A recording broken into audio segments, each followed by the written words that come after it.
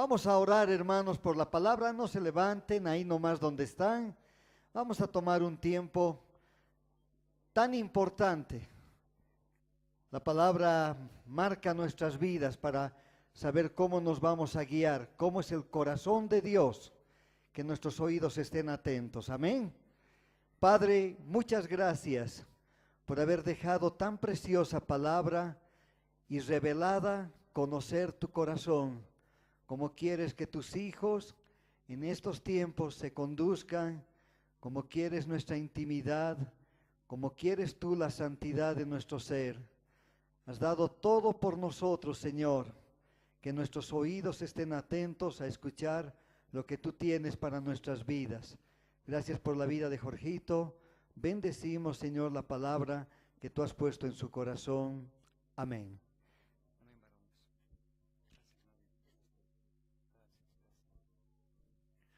Bueno, muy buenos días, hermanos.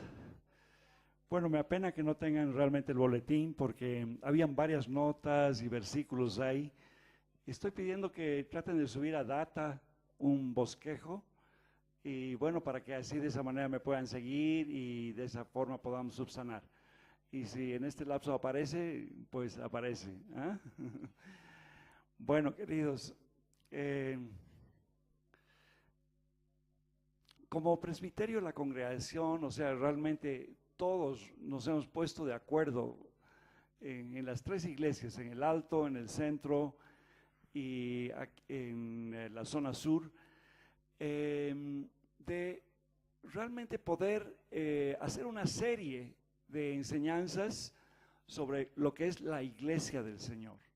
¿Ya? O sea, esa es la serie que vamos a hacer sobre la iglesia del Señor. Yo voy a tocar un primer tema, en realidad que se llama, bueno, está denominado la naturaleza de la iglesia del Señor. En realidad, este es una lección del PNF 2, ¿ya? O sea que para muchos va a ser familiar, pero para la mayoría, digamos, tal vez no lo conoce, ¿ya? Pero bueno, y esta enseñanza básicamente yo la he tomado de un libro que se llama Doctrina Bíblica, que es teología sistemática de un señor que se llama Wayne Grudem, que es una doctrina sana, clara y bueno, está así afianzada en nuestro PNF 2 también. Pero lo que yo quiero invitarles ahora realmente es a que vayamos meditando en la iglesia. ¿Qué es la iglesia? Esa es la gran pregunta de esta mañana. ¿Qué es la iglesia? Cuando esta mañana ya había terminado la prédica y demás, pero el Señor me recordó este versículo y se los voy a leer. Está en Génesis 28 y es el verso 18 o 17, perdón. Voy a leer desde el 16. Génesis 28 del 16 y 17. Dice: y despertó Jacob en su sueño y dijo: ciertamente Jehová estaba en este lugar y yo no lo sabía. Y tuvo miedo y dijo: cuán terrible es este lugar. No es otra cosa que casa de Dios y puerta del cielo. Amén. Quiero que tengan eso en mente. ¿Ya? O sea, eso es la iglesia. Es realmente la casa de Dios y es la puerta del cielo. ¿Por qué la puerta? Porque a través de esa puerta, que en realidad es Cristo, ¿no? Podemos tener acceso al Padre, podemos tener acceso a la presencia de Dios, ¿verdad? Bueno, en eso vamos a estar meditando ahora. Vamos a hablar un poquito de la naturaleza de la iglesia. No sé si han logrado al final o no, pero vamos a definir que realmente la iglesia es la comunidad de todos los verdaderos creyentes de todos los tiempos. ¿Ya? Esa es la iglesia, una comunidad de todos los verdaderos creyentes de todos los tiempos. ¿Ya?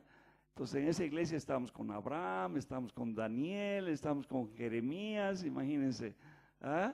Y con creyentes actuales y modernos, que ahí está el Yamé también, ¿Ah? Todos nuestros hermanos queridos, esa es la iglesia del Señor realmente. ¿Ya? Ahora, bueno, en Efesios 5:25, la palabra nos dice que Cristo amó tanto a la iglesia que se entregó por ella. Entonces, ¿cuál es el valor que le asignó Cristo a la iglesia? Cristo le asignó como valor la vida, ¿verdad? A ver, algunas veces agarrábamos y preguntábamos a las personas, ¿qué cosa es algo que valoras? Ya algunos decíamos, un anillo de oro, digamos, ¿no? O sea, lo cuido, lo guardo, no lo dejo por cualquier lugar, ¿verdad? Aunque ahora en términos modernos creo que el celular creo que es algo que lo valoran harto, ¿verdad? ¿Sí? Bueno, para Cristo la iglesia era tan valiosa que Él dio su vida por la iglesia, ¿no? Dice que Él amó a la iglesia y se entregó por ella. Bueno, ahora realmente lo que quisiera es que veamos en Efesios, y tal vez pueden tomar notita del verso, en Efesios 1, del 16 al 23, yo voy a leer solamente algunas porciones de ahí. O sea, Pablo está orando para que podamos tener entendimiento, para que Dios nos dé revelación en el conocimiento de Él, que alumbre nuestro entendimiento, para que sepa a qué esperanza nos ha llamado, para que entendamos qué riquezas tenemos con los santos y que entendamos ese poder que realmente ha operado en Cristo y le ha levantado, le ha resucitado a los muertos y lo ha sentado en lugares celestiales, sobre todo principado y señorío. Y luego ha sometido a Cristo todas las cosas bajo sus pies y lo ha dado por cabeza sobre todas las cosas a la iglesia, la cual es su cuerpo, la plenitud de aquel que todo lo llena en todo. Entonces aquí tenemos una primera aproximación de cómo ve Pablo la iglesia, digamos, ¿no? Bueno, la iglesia está diciéndonos en una figura, en una metáfora, la iglesia es como un cuerpo, donde Cristo es la cabeza y realmente nosotros, bueno, el resto del cuerpo, ¿ya? Y estamos sentados en lugares celestiales con Cristo. ¿Se acuerdan David Archondo hablándonos de resurrección? ¿Ah? Nos estaba hablando de eso, ¿verdad? Bueno, eso es la iglesia. Ahora, para Jesús realmente esto es algo muy precioso. Y Él se ha comprometido a edificarla, ¿ya? A edificarla. Ahora, a un principio decíamos que la iglesia realmente está compuesta por personas de todos los tiempos, ¿verdad? Voy a leerles un verso en Hechos 7:38. Ya, Hechos 7:38. Esteban está pronto a ser martirizado. Y entonces él comienza a dar una prédica. Y en esa partecita de esa prédica dice: este es aquel Moisés que estuvo en la congregación. Y esa es la palabrita importante acá. En el desierto, con el ángel que le hablaba en el monte Sinaí, y con nuestros padres, y que recibió las palabras de vida que darnos. Bueno, Esteban ahí estaba dando testimonio de Cristo, ¿no? ¿Se acuerdan? Incluso antecitos de ser apedreado, él dijo: veo el cielo abierto y ahí está el Señor, ¿verdad? Y ahí se enojan, blasfemia y realmente lo lapidan a Esteban, ¿verdad? Pero Esteban estaba teniendo conciencia realmente de la iglesia, de Cristo, y estaba diciendo ahí que realmente esa congregación, y se estaba refiriendo a los judíos en el desierto, O sea, esa palabra congregación en el hebreo puede traducirse también, o sea, el griego puede traducirse como eclesía, como iglesia. ¿Ya? Eso es lo que está mencionando acá. Entonces, hay citas en el Antiguo Testamento que realmente nos hacen referencia, ¿ya? Yo he saltado una cita ahí de Deuteronomio 14:10, que la pueden tener ahí. He citado Mateo 16:18, pero ahora me van a poder seguir más. Bueno, entonces, en resumen, la iglesia está constituida por todo el pueblo de Dios, de todos los tiempos, ya sea de los creyentes del Antiguo Testamento como del Nuevo Testamento. ¿Ya? Ahora vamos a ir a un segundo punto. 2, la iglesia es invisible, pero visible. ¿Qué decimos con esto? La iglesia es invisible a nuestros ojos, pero es visible a los ojos de Dios. ¿Ya? ¿Por qué les digo esto? A ver, en Hebreos 12:23 dice así. El autor de Hebreos nos está diciendo, sino que os habéis acercado al monte de Sión, a la ciudad del Dios vivo, Jerusalén la celestial, a la compañía de muchos millares de ángeles, a la congregación de los primogénitos que están inscritos en los cielos, al juez de todos, a los espíritus de los justos hechos perfectos. Ahí se está hablando de la iglesia. ¿Comprenden? O sea, el momento que venimos al Señor, nos incorporamos realmente a todo ese pueblo. Formamos unos, hacemos un pueblo con todas esas personas ahí. Bueno, por eso realmente nosotros no podemos ver con nuestros ojos la dimensión de la iglesia. Apenas podemos ver la congregación acá. Y esta es una iglesia visible, la que tenemos delante, la que nosotros podemos ver. Y somos tan limitados que no podemos conocer los corazones de las personas. ¿Comprenden? O sea, ni aún no sabemos si se han entregado o no se han entregado. O sea, nuestros ojos son limitados, ¿no? Bueno, en medio nuestro, tal vez hay personas que no han recibido al Señor. Y con ellos debemos ser cálidos y debemos ser, bueno, hablarles de Dios para que realmente tengan una experiencia genuina con el Señor, para que tengan una vivencia. Pero, bueno, cuando decíamos la iglesia es invisible, pero visible, bueno, es invisible a nuestros ojos, pero es visible a los ojos de Dios. Dios sabe, conoce los corazones y sabe quién son parte de su iglesia. Nosotros no. Y por eso debemos predicar el evangelio dentro de la iglesia y fuera de la iglesia. ¿Para qué? Para que aquellos que tienen que venir, vengan. Amén. Bueno, la iglesia también puede tener un ámbito local o un ámbito universal. Cuando decimos local, nos hacemos referencia a una casa. Ahí hay una cita, 1 Corintios 16:19.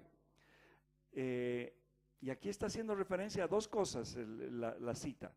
Dice, las iglesias de Asia os saludan. Fíjense, de todo un continente, las iglesias de Asia les saludan. ¿Ya? Pero dice aquí, Aquila y Priscila, con la iglesia que está en su casa, os saludan mucho en el Señor. Esta era una parejita muy linda, muy dinámica, y realmente había gente en su casa, y bueno, Pablo está denominando y está diciendo, esto es la iglesia. ¿Ya? Ahora aquí quiero detenerme un poquito, un momento. Y es algo que tenemos que tener en mente y tiene que ser nuestra meta realmente. Nuestra meta sería de que todas las personas que están acá se reúnan en un grupo pequeño, ya sea cada semana y media o todas las semanas, o no sé, que le pongan una periodicidad. ¿Por qué? Porque necesitamos cuidar de nuestros hermanos, necesitamos cuidarnos realmente unos a otros. Ese es el punto débil que tenemos nosotros como congregación, realmente. ¿Ya? Y si ustedes se fijan, en los orígenes de la iglesia, ha sido así en la familia. ¿Ya? O sea, la iglesia se ha asentado básicamente sobre la familia. Familias fuertes van a construir una iglesia fuerte, ya una iglesia así que tenga una comunión fuerte. Desde el inicio vemos que el Señor tenía comunión con personas, o sea, en el huerto, en Edén, con Adán y Eva, ¿verdad? O sea, ahí estaba Dios habitando con ellos. Luego, pues, escoge a Noé y su familia, ¿verdad? Luego, cada una de las familias de los patriarcas. Esa cita que hemos leído de inicio era de Jacob. Cuando Jacob tiene un contacto con el Señor, él experimenta realmente la iglesia, ¿verdad? Bueno, en Hechos, capítulo 2, vemos que realmente viene el Espíritu Santo en Pentecostés y la gente comienza a reunirse por las casas. ¿Y qué hacían en las casas? Oraban, partían el pan, ¿no? El pan y el vino, ¿verdad? Y las oraciones, esa era la esencia. Necesitamos retornar un poquito a ese punto.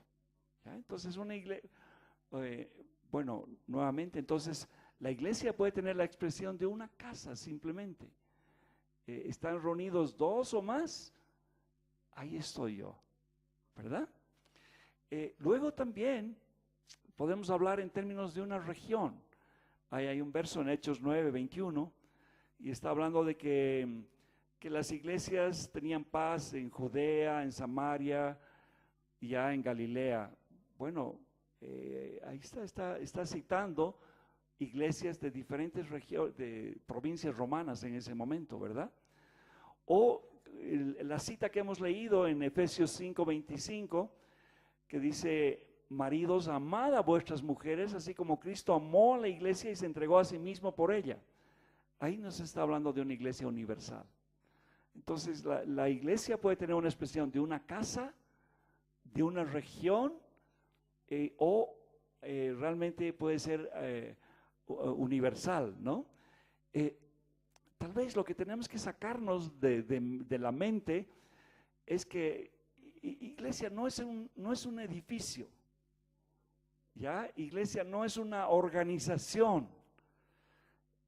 No, iglesia es esa comunión íntima de los hijos de Dios con el Señor. Eso es iglesia, ya sea en una casita, ya sea en un local como este, ya sea en una ciudad donde se reúne la iglesia, ahí está Dios y esa es la iglesia del Señor. Amén. Bueno, hay algunas metáforas referentes a la iglesia. Una metáfora es como prestarnos palabras para poder describir la iglesia. Yo voy a tocar solamente dos, hay un montón acá, pero la iglesia, la palabra la menciona como una familia. En el bosquejo hay un error, debería decir 2 Corintios 6:18. ¿Ah, no hay? Bueno. 2 Corintios 6:18. En esa por favor, si quieren ir a esa cita. Dice así: y seré para vosotros por padre, y vosotros me seréis hijos e hijas, dice el Señor Dios Todopoderoso. Miren que esa es la forma que el Señor ve. La cita es 2 Corintios 6:18. Y realmente el Señor está diciendo que Él va a ser para nosotros, y seré para vosotros por padre, y vosotros me seréis hijos e hijas, dice el Señor Todopoderoso. O sea, esa es la forma en que el Señor concibe la iglesia, como una gran familia. Y otra vez, este es nuestro punto débil. Ya, o sea, decíamos, el primer punto débil, debíamos reunirnos por las casas. Luego otro, debíamos considerarnos una familia. Ya, en una familia se necesitan padres, se necesitan madres para orientar, para guiar a los jóvenes, para guiar a los hijos, ¿verdad? Para mimar a los nietos también. Bueno, todo eso se necesita. O sea, realmente es Esa es la concepción que deberíamos tener otra vez de iglesia. No un edificio, no una organización, no un hombre, sino una familia. Realmente la familia de Dios. ¿Ya? Aquí en 1 Timoteo 5:1, 1 Timoteo 5:1 dice, no reprendas al anciano, sino exhórtale como a padre, a los más jóvenes como a hermanos, a las ancianas como a madres, a las jovencitas como a hermanas con toda pureza. Fíjense las pautas de relación que nos está dando, cómo debemos tratar a las personas mayores, padres, madres, ¿verdad? Esa estaba en 1 Timoteo 5:1, 1 Timoteo 5:1. Bueno, hay otras metáforas, creo que los voy a hacer antojar nomás que vayan al curso de Miguelito. Aquí Miguelito les va a dar con esto bien con Chuis. Bueno, aquí también hay otras metáforas.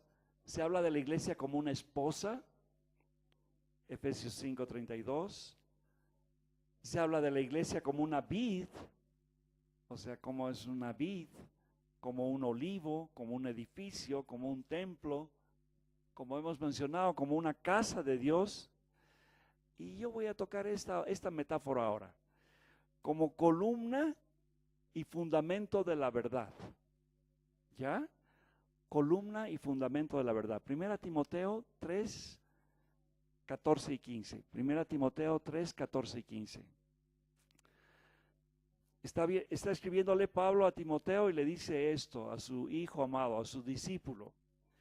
Esto te escribo, aunque tengo la esperanza de ir pronto a verte, para que si tardo sepas cómo debes conducirte en la casa de Dios, que es la iglesia del Dios viviente, columna y baluarte de la verdad.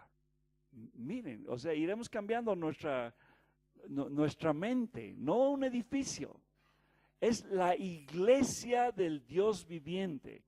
Entonces, cuando tú vienes acá el domingo, realmente estás participando de la iglesia del Dios viviente. Cuando te estás reuniendo en la casa, estás participando de la iglesia del Dios viviente, ¿no? ¿Y qué dice que es? Columna y baluarte. Fíjense estos pilares que tenemos acá. Están asentando lo que viene arriba, ¿verdad? Eso es una columna, es algo que soporta un edificio realmente, ¿no? Y baluarte, si se fijan en un diccionario, baluarte era como en una fortaleza habían varios baluartes, ¿ya? Eran lugares defensivos para que no les ataquen al muro. Entonces se nos está diciendo, ustedes son el sustento de la sociedad, de alguna forma, ¿ya? Son un lugar de defensa para que realmente el diablo no venga y meta ideas incorrectas, aquello que no es, ¿ya? Y realmente tenemos que tomar aquello. Ustedes han vivido los días del referéndum, los días anteriores y los días posteriores. ¿Qué han podido ver en esos días? O sea, ¿se ha podido ver la condición de nuestra nación? Bueno, ¿cómo ha saltado la mentira de uno, de otro lado? ¿Cómo ha saltado el engaño, la manipulación, la idolatría, la injusticia? Bueno, esta es la condición de nuestra nación. Ahora, el Señor nos ha mandado que nosotros seamos sal y que seamos luz. O sea, la sal preserva que una carne se pudra, por ejemplo, ¿verdad? Y la luz alumbra en medio de las tinieblas. Eso es lo que realmente quiere el Señor, que como iglesia seamos sal y seamos realmente luz, ¿verdad?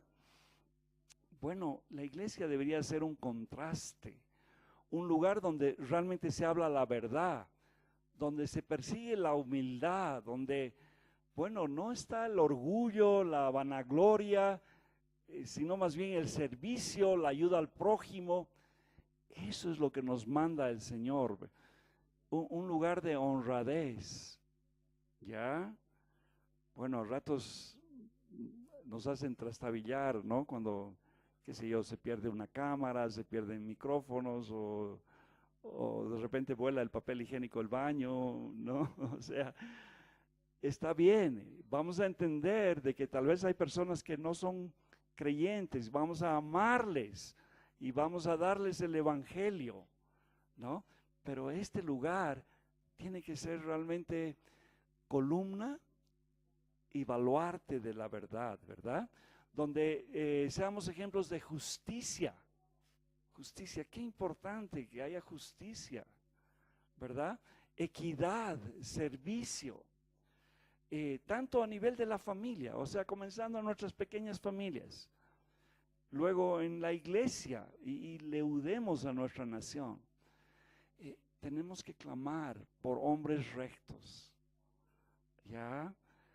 El Salmo 11 decía que si cayeran los fundamentos, ¿qué va a quedar como sustento? ¿No? Perdonen, no lo ubico ahorita, pero está, por el tiempo voy a correr, pero realmente es, probablemente es Salmo 11:5, ¿ya? Que nos está hablando de que si caen los fundamentos, o sea, ¿qué va a hacer el justo? ¿Comprenden? O sea, debemos leudar esta nación, debemos clamar por esta nación. Ese es nuestro trabajo como iglesia. Bueno, vamos a un segundo punto. Le vamos a llamar marcas de la iglesia, ya unas características distintivas de la iglesia. En otras palabras, ¿qué hace que una iglesia sea iglesia? Y esta ha sido una pregunta que se han hecho a través de los siglos, ¿ya? Bueno, la gente se ha comenzado a preguntar, estoy hablando del 1500 o por ahí, ¿ya? Después de que, bueno, podemos ver eso en la historia de la iglesia. Y la gente comenzó a preguntarse, ¿y cómo podemos reconocer que una iglesia es verdadera?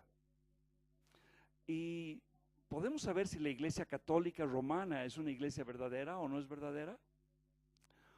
Para responder a estas preguntas, ya, bueno, lo que han hecho se han juntado reformadores en ese momento y han hecho lo que llaman una confesión en Augsburgo en 1530.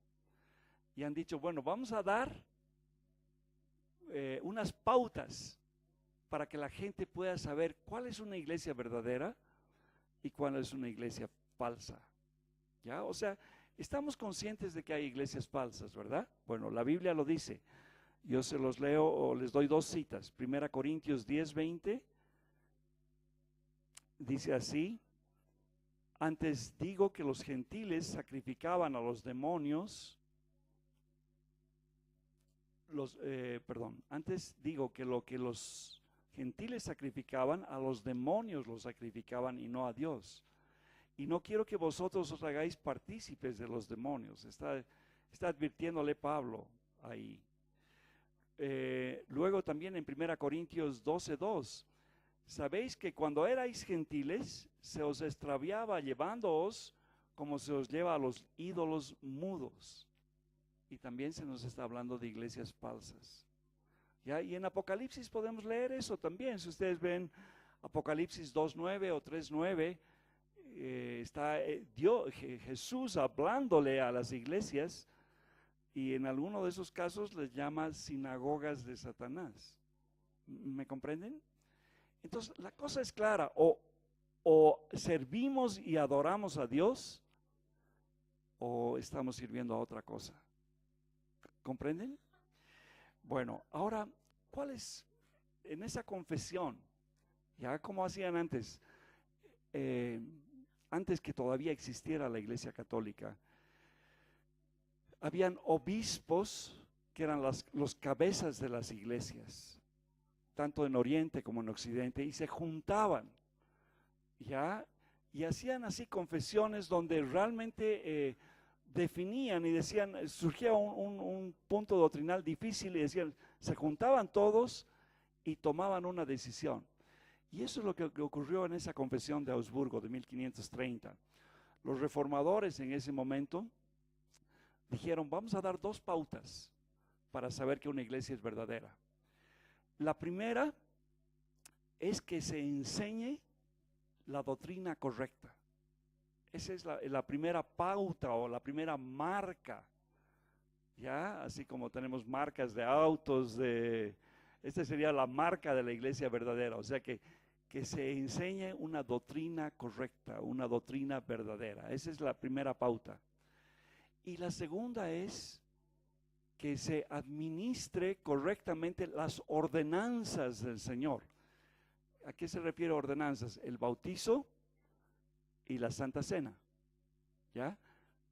Para ustedes de repente ahorita te dirían, bueno, ¿qué tiene que ver eso? Pero esos han sido los hitos para marcar y para decir, esto difiere, o sea, esto marca la diferencia, ¿ya? Bueno, en la primera parte de la predicación correcta, lo que tenemos que predicar es el Evangelio, ¿ya? Que éramos pecadores, que Dios es un Dios santo, que no había forma de llegar a un Dios santo y solamente por medio del sacrificio de Jesucristo podemos tener acceso, y que Cristo ha venido a esta tierra, ha muerto, ha resucitado y va a venir por segunda vez, ¿verdad? Ese es el Evangelio y a eso no tenemos que cambiarle nada, ¿ya? Entonces esa es una primera pauta, eso es lo que se debería estar predicando en una iglesia verdadera. Por ejemplo, ahí vemos mormones, ellos le han aumentado el libro del mormón, o sea, una visión, un sueño del John Smith o no sé qué, y bueno, y están cuestionando la deidad de Cristo, ¿comprenden? O sea, a Cristo le aumentan otra cosa, entonces eso ya no es una doctrina verdadera, ¿ya? Ok, testigos de Jehová, ¿qué están haciendo? Lo mismo que los judíos de antaño, o sea, bueno, ya se han convertido, ahora que tienen que cumplir la ley. Y entonces ahí tenemos testigos de Jehová tratando de aumentarle ley, y sabemos que la salvación es por gracia mediante la fe en la obra de Jesucristo. ¿Me comprende? Entonces ahí está el punto, ¿no? Entonces ya hay una primera pauta para detectar alrededor y decir, se está predicando un evangelio correcto, y ustedes deberían testear en esta congregación también a través de los años, o sea, de que realmente se predique un evangelio conforme está escrito en la palabra, ¿no? ¿Se acuerdan los de Berea? O sea, Pablo los llamaba nobles. Imagínense, el apóstol Pablo venía, predicaba y los otros agarraban y chequeaban las escrituras para ver si Pablo estaba diciendo lo correcto o no, ¿ya? Y él los llama más que nobles. Entonces esa debería ser nuestra actitud, ser muy celosos con el evangelio. En esas cosas no podemos transar, ya no podemos transar con nadie. Todo lo que es el evangelio de Cristo es referente a la Trinidad, no podemos transar con nadie. Ya no hay ecumenismo que valga, ¿comprenden? Bueno, la otra cosa, las otras marcas era que se implemente correctamente el bautizo y la Santa Cena. Ya veamos, o sea, se lo practica de una forma correcta. O sea, el bautizo no salva, pero es una ordenanza. Ya, es una ordenanza. Realmente es una demostración pública de algo interno que ha habido en nuestros corazones. O sea, hemos sido salvos, hemos sido alcanzados por el Señor y queremos manifestar eso a nuestra comunidad, a nuestros hermanos, a nuestros familiares. Y de esa forma, de alguna forma, predicamos el evangelio y mostramos, bueno, yo vivía de esta manera antes, ahora tengo esta nueva forma de vivir, ¿no? O sea, muero, y ahí me meto al agua, ¿verdad? A esa vieja forma de vivir y resucito, ¿ya? Muero, soy sepultado y resucito a una nueva manera de vivir. Amén. Bueno, en esto aquí Mario nos ha comandado siempre. Él siempre está con su estandarte ahí tratando de bautizar a los hermanos. Es algo bueno, debemos hacer.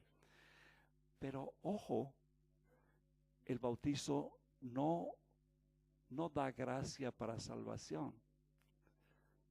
¿Y se dan cuenta que ha sido un error histórico? ¿Cómo han venido los españoles a esta tierra? Han venido con la Biblia y con la espada. ¿Sí? ¿Y qué hacían? Bautizaban a las personas, en realidad las metían al agua. Ya, pero el bautizo no salva, no otorga gracia. O sea, el bautizo realmente, les decía, es una expresión de algo interior que ha ocurrido en nuestro corazón. La segunda marca es la Santa Cena. Si realmente estamos haciéndola de la forma adecuada. Lastimosamente, de estas dos cosas han sido las que más peleas han habido en la historia de la iglesia. Ya les digo, lastimosamente, por estos puntos. Pero bueno, cuando realmente estamos participando en la cena, estamos recordando lo que el Señor ha hecho por nuestras vidas. Estamos proclamando aquello, estamos manifestando aquello. Otra vez, al comer el pan, no hay una gracia que nos santifica, no. Lo único que nos santifica es realmente la muerte de Cristo, ¿comprenden? No es el pan, no es el vino que nos santifica, no. ¿Ya? Entonces, ¿comprenden esa partecita? Esas son las señales que los reformadores han puesto como una constancia de realmente que una marca de una iglesia verdadera o una iglesia falsa. Bueno, hoy en día la cosa está muy ambigua y tenemos que testear alrededor nuestro.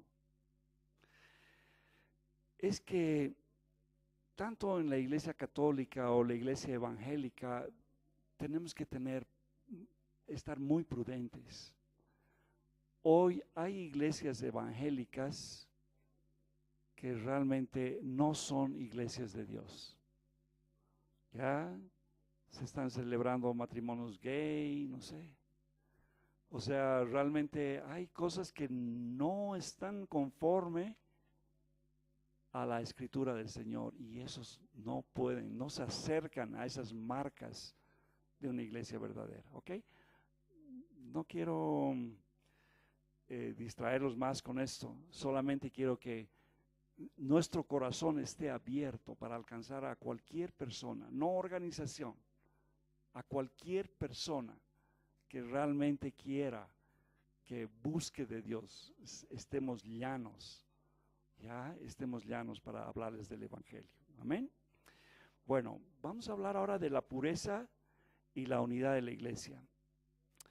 Hay iglesias que realmente bíblicamente se han mencionado como más puras y otras como menos puras. Ya, por ejemplo, la de Filipos y la de Tesalónica, Pablo las considera como unas iglesias muy queridas. Yo les doy dos citas nada más ahora. Yo voy a pasar volando. Es Filipenses 1 del 3 al 11.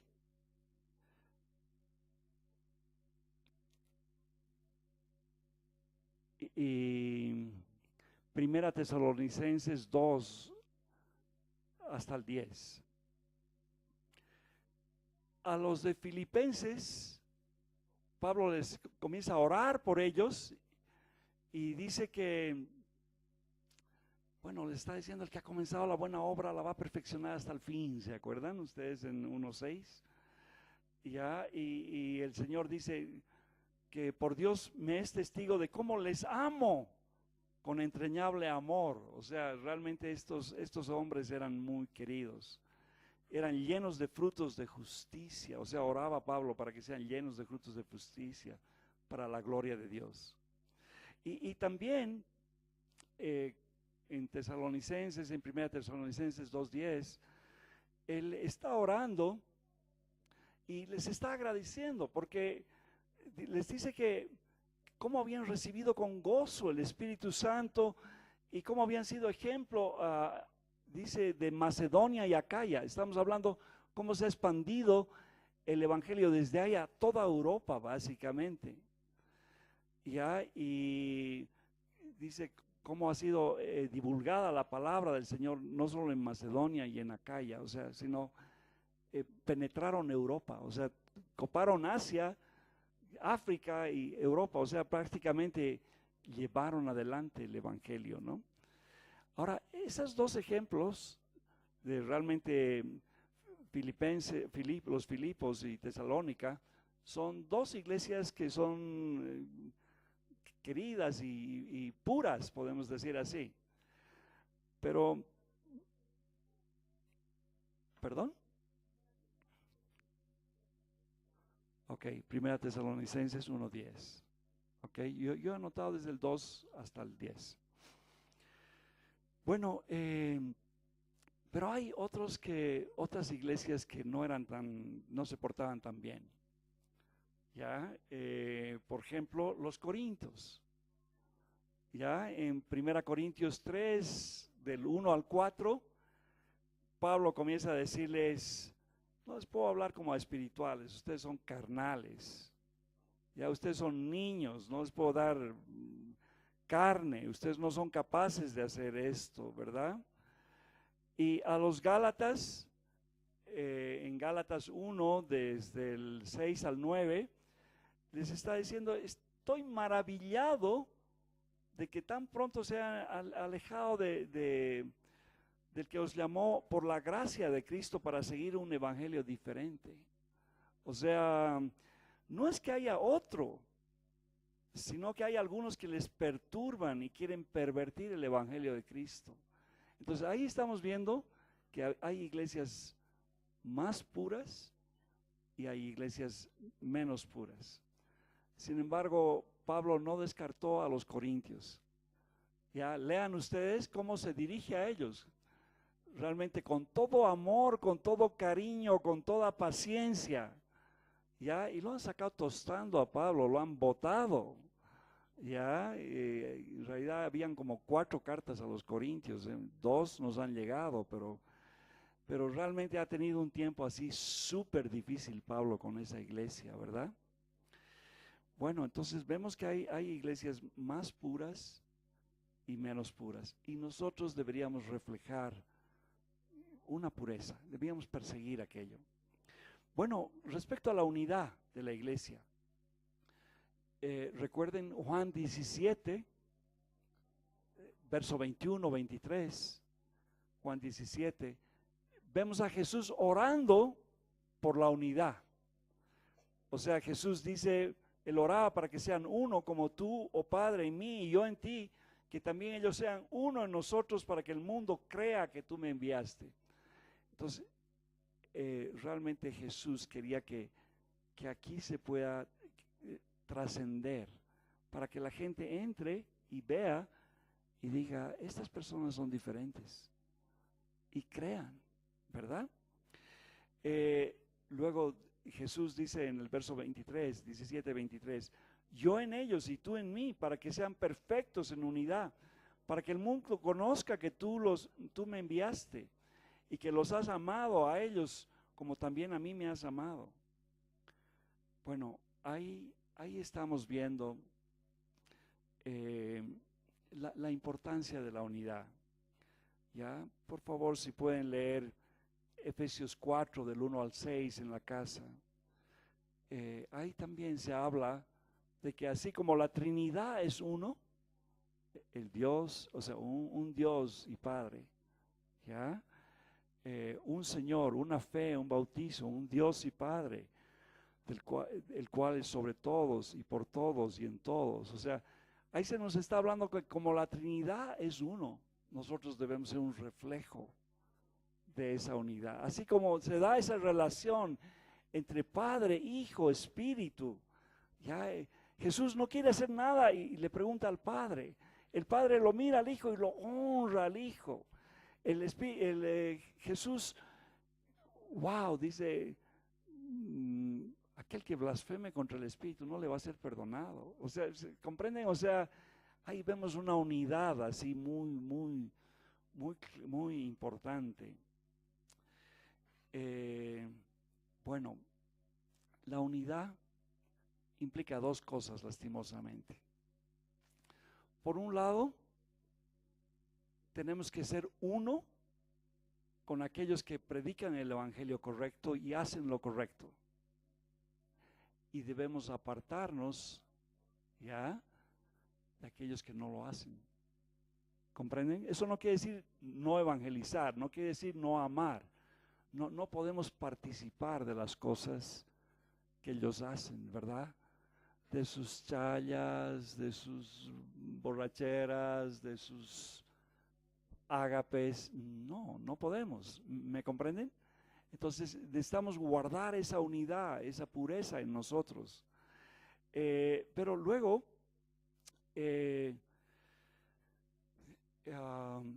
tenemos que perseguir la unión con otros hermanos también. Lo estamos haciendo por la gracia del Señor.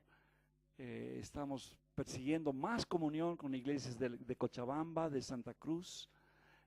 Vamos a tener algún retiro en este año, donde vamos a unirnos con esas iglesias, les vamos a avisar a su tiempo.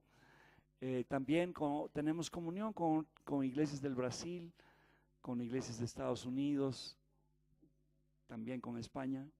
Entonces, bueno, estamos teniendo comunión, ¿no?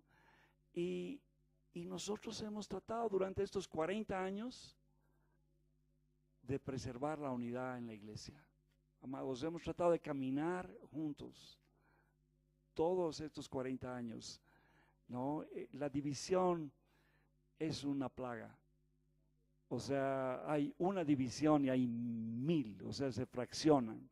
Es como realmente romper un cristal, ¿no? O sea, se fracciona y ya quedan pedacitos por todo lado. Entonces, es algo que tenemos que cuidar. La unidad en el hogar, la unidad en la familia, la unidad en la iglesia. Es clave, es vital. ¿Ya? Bueno, el último punto, propósitos de la iglesia. O sea, la iglesia tiene 3 propósitos básicos. ¿Ya? Por un lado es un ministerio a Dios. O sea, cuando nos reunimos como iglesia, ¿qué es digamos, nuestra función, nuestro rol es la adoración? Eso es lo que debíamos hacer. O sea, cuando están los hermanos acá ministrando al Señor, no están preparando la prédica o los anuncios o la comunión no. Estamos juntos para adorar a Dios. Entonces, cuando estamos en medio de la adoración, ese es el objetivo realmente de juntarnos para adorar a Dios. Ese es el primer propósito de la iglesia. ¿Ya? Pueden tener esto en Colosenses 3:16. Colosenses 3:16, Efesios 1:12, Efesios 5:16 al 19.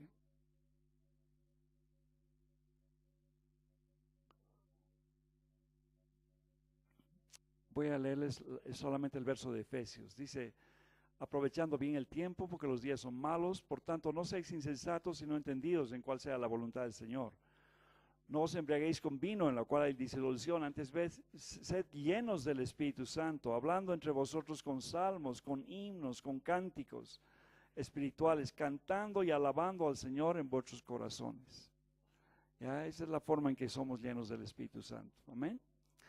El segundo propósito es ayudar, es el ministerio a los creyentes. ¿Ya? Entonces, primer propósito, ministerio a Dios, a alabar a Dios. ya el vertical, digamos. El segundo es horizontal y dentro de la iglesia. Es ayudar a crecer a los hermanos. Ese es el objetivo que debemos tener. Y aquí fundamentalmente el tema del servicio. Y ese es otro puntito débil que tenemos acá. Ya quisiéramos que este año podamos hacer participar más a las personas que están acá. Bueno, ¿cómo hacemos eso de entrenar? Lo estamos haciendo con los PNFs, lo estamos haciendo, el 1 y el 2, y les animamos a que los tomen. Ya de tiempo en tiempo vamos a sacar lo que llamamos CCPM, que son cursos más largos, de 2 años y medio. Se hacen cursos de predicación expositiva, y ayer ha concluido un taller de estudio bíblico inductivo. Ya en la lista habían como 50 personas, y la idea es que esas se multipliquen para que abarquen a todos ustedes, ya para que aprendamos a cómo estudiar nuestra Biblia juntos, ahí en los grupos pequeños, en las casas, en los hogares. El tercer propósito es evangelismo y misericordia. Ya decíamos, primero a Dios, luego a los creyentes, y lo tercero es evangelismo hacia el mundo y misericordia hacia el mundo. ¿Ya? Evangelismo, bueno, Mateo 28, vayan y hagan discípulos a todas las naciones, ¿verdad?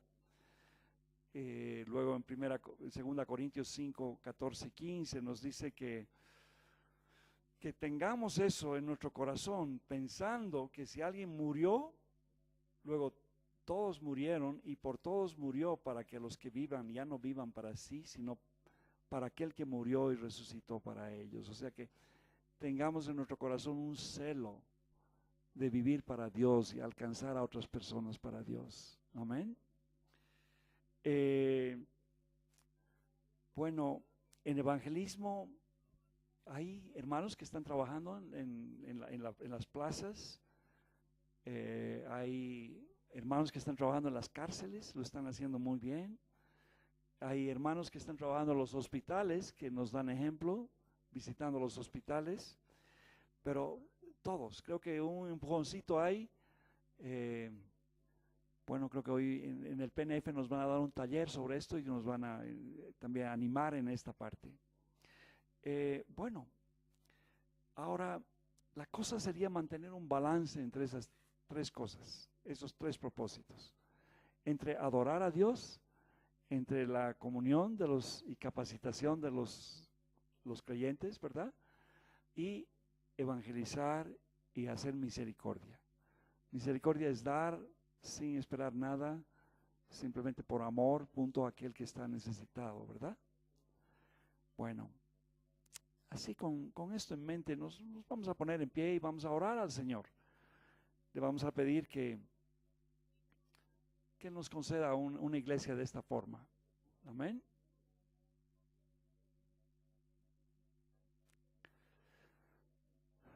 Padre Santo, queremos que tú nos ayudes y abras nuestros ojos para mirar lo que es la iglesia. Danos esa gracia, Señor. Ayúdanos a mirar esa iglesia pura que tú estás formando para tu día, Señor. Señor, ayúdanos a trabajar como una iglesia unida. Señor, realmente codo a codo trabajando, Señor.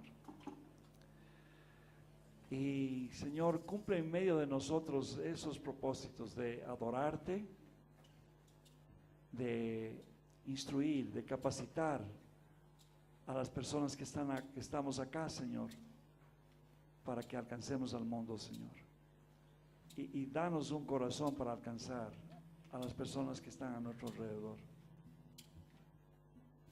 Gracias, Padre. Todos oramos en tu nombre, Señor, y yo te pido que bendigas esta tu palabra y bendigas a tus hijos acá. En el nombre de Jesús oramos. Amén.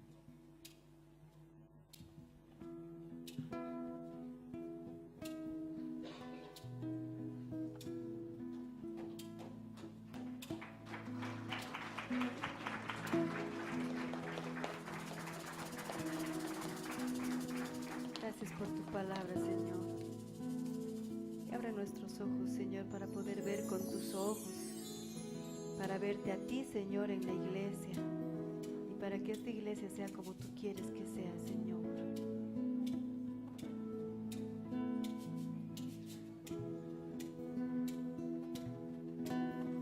Señor, danos tu gracia.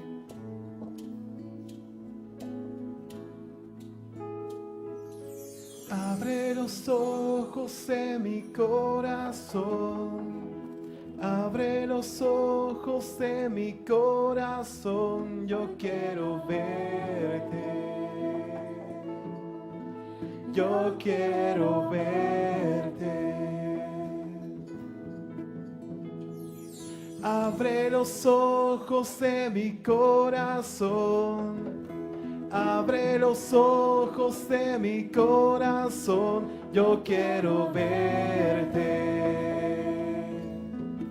yo quiero verte. Abre los ojos de mi corazón, abre los ojos de mi corazón, yo quiero verte. Yo quiero verte, exaltado y sublime, brillando en la luz de tu gloria. Derrama tu amor y poder, pues eres santo, santo, santo.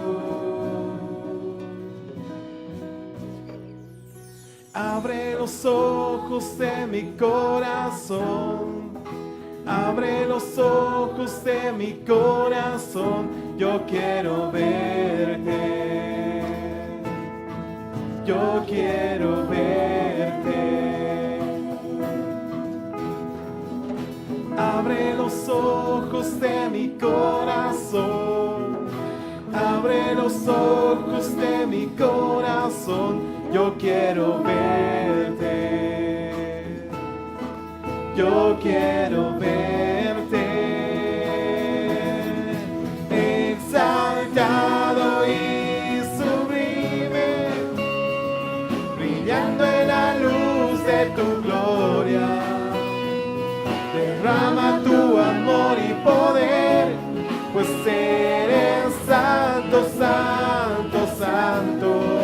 Exaltado y sublime, brillando en la luz de tu gloria.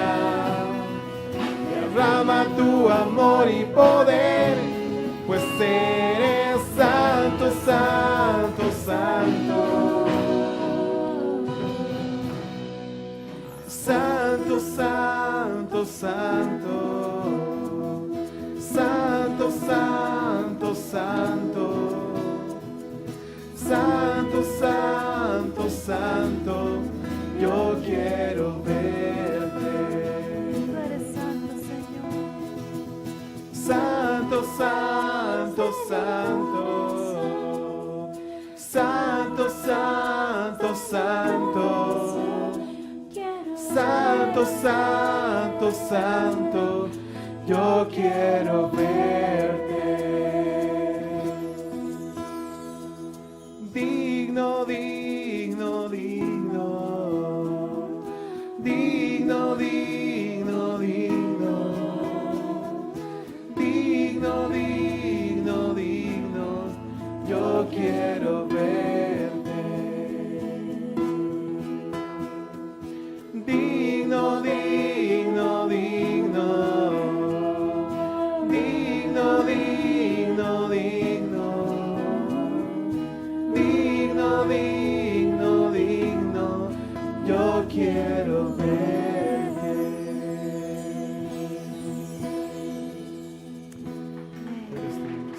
Sí, Señor. Sí, Señor. Tú eres santo, santo y digno, Señor. Gracias, Señor. Amén. Que el Señor les bendiga, hermanos.